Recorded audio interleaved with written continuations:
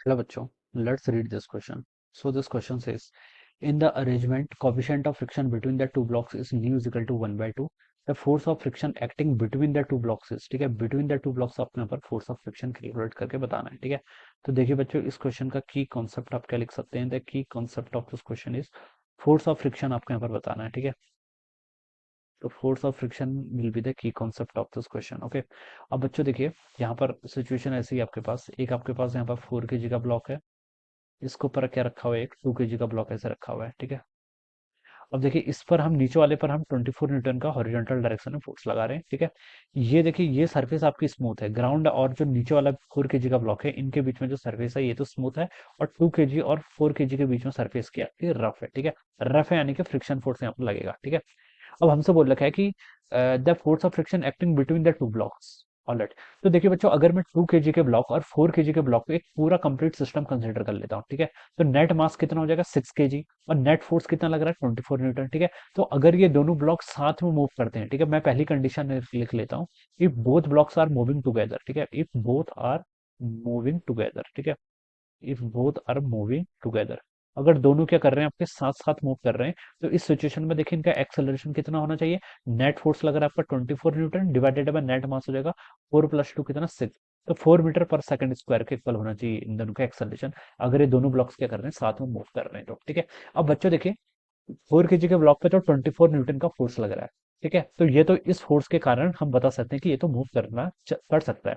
ऊपर 2 kg का block है, 2 kg के ब्लॉक पे देखिए बच्चों, कौन सा फोर्स लग रहा है, एक्सटर्नली तो कोई फोर्स नहीं लग रहा है, ठीक है।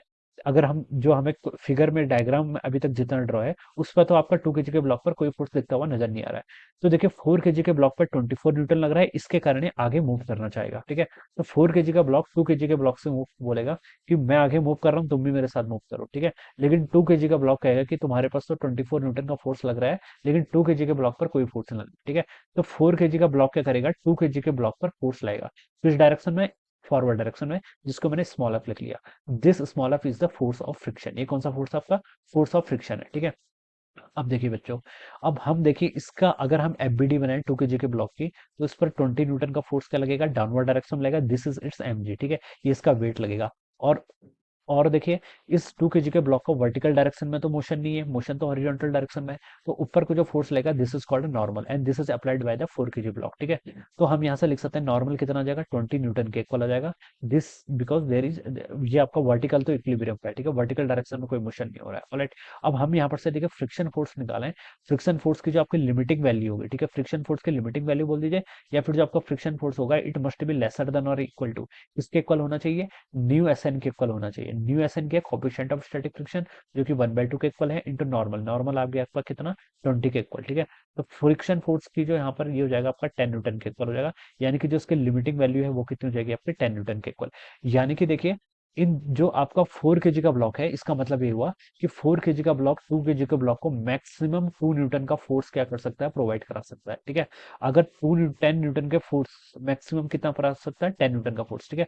अगर इससे ज्यादा फोर्स चाहिए इन दोनों को साथ में मूव करने के लिए, फिर ये दोनों साथ में मूव नहीं करेंगे, ये अलग अलग हो जाएंगे। और अगर इससे कम चाहिए, तब ये इतना तो प्रोवाइड करा सकता है। मैक्सिमम वैल्यू जो आपका 4 kg का ब्लॉक है, वो 2 kg के ब्लॉक को 10 न्यूटन क्या करा सकते हैं, यहाँ पर प्रोवाइड करा सकता है, ठीक है। अब देखिए, इन दोनों का एक्सेलरेशन मैंने एज्यूम किया था कि if both are moving together, तो दोनों का नेट एक्सेलरेशन कितना होना चाहिए, 4 मीटर पर सेकंड स्क्वायर, ठीक है। तो 2 kg के ब्लॉक पर नेट फोर्स कितना लगना चाहिए, 2 × 4 यानी कि 8 न्यूटन के इक्वल, ठीक है। तो ये जो बी ब्लॉक है, क्या ये जो 4 kg का ब्लॉक है, क्या ये 2 kg के ब्लॉक को 8 न्यूटन प्रोवाइड करा सकता है, तो आंसर आएगा यस, क्योंकि ये मैक्सिमम 10 न्यूटन का इसको दे सकता है, ठीक है। और इसको चाहिए कितना, 2 kg के ब्लॉक को 4 मीटर पर सेकंड स्क्वायर मूव करने के लिए 8 न्यूटन के इक्वल। तो इसका मतलब ये सेटिस्फाई होगा कि both the blocks will be moving together, दोनों ब्लॉक क्या कर रहे हैं, आपके साथ साथ क्या कर रहे हैं, मूव कर रहे हैं, ठीक है। इतना आपका सेटिस्फाई हो गया। अब हमसे बोल रखा था force of friction acting between the two blocks, तो देखिए इसको भी 4 मीटर पर सेकंड स्क्वायर से अगर मूव करना है, तो इसको कितना फोर्स चाहिएगा, 2 × 4 यानी कि 8 न्यूटन के इक्वल। 8 न्यूटन आपको यहाँ पर फर्स्ट ऑप्शन में गिवन कर रखा है, तो आप डायरेक्ट ऐसे इसका आंसर यहाँ पर बता सकते हैं। या फिर देखिए, आप इस ब्लॉक को चलिए ऊपर वाले को ए बोल दो, नीचे वाले को बी बोल दो, एफबीडी बना के सॉल्व कर दो उसकी, ठीक है। 2 kg का ब्लॉक है, उसका एक्सेलरेशन कितना है, 4 मीटर पर second square, this is equal to small F. यहाँ से बता रहा हूँ मैं, ठीक है, ये आपका स्मॉल एफ के इक्वल आ गया। तो स्मॉल एफ की वैल्यू कितनी आ गई आपकी, 8 न्यूटन के इक्वल आ गई, ठीक है। इस तरीके से भी आप इसको सॉल्व करके बता सकते हैं, ओके। तो आई होप फर्स्ट ऑप्शन इसका क्या हो जाएगा, फिर राइट आंसर हो जाएगा। ठीक है, force of friction between the two blocks 8 newton के इक्वल होगा, and both blocks are moving together, दोनों ब्लॉक के कर साथ में मूव कर रहे हैं। I hope you understood this concept. All the best and thank you.